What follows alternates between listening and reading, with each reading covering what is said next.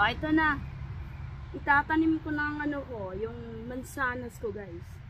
Dahil, kailangan pag itatanim nyo, yung lupa niyang ginaano nyo, kailangan malalim siya, guys. Dahil, ano yung mga roots niya, pag ano siya roots. So, kailangan malaki ang hole, tapos, ilalagay mo siya doon. Ayan. Yan. Yan.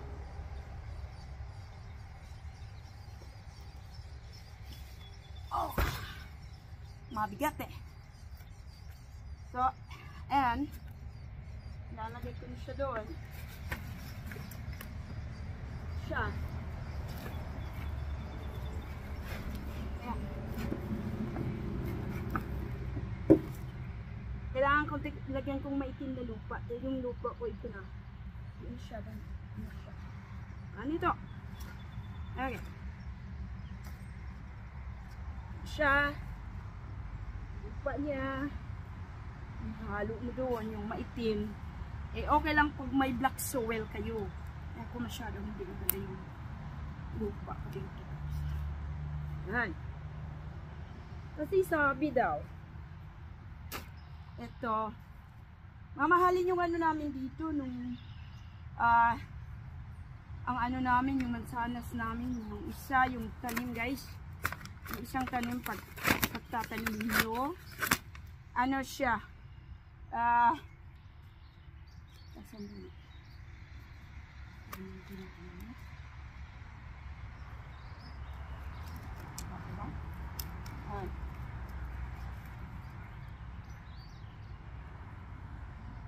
ito ang price guys.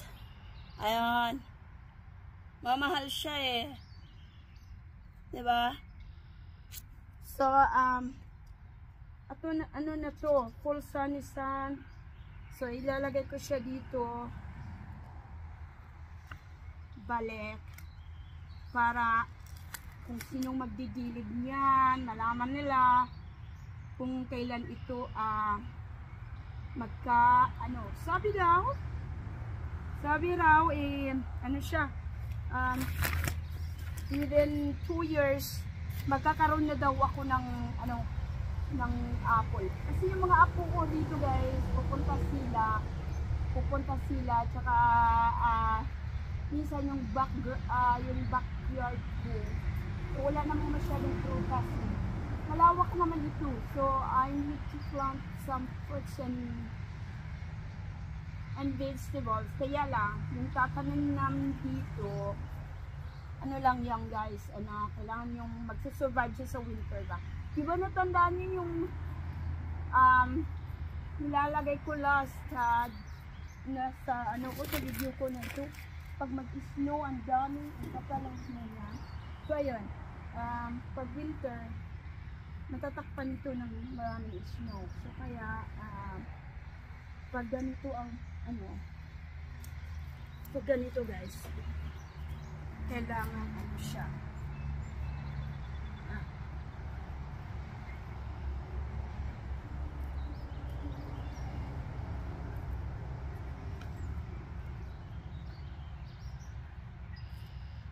After mo yan itatanim, para maging solid siya.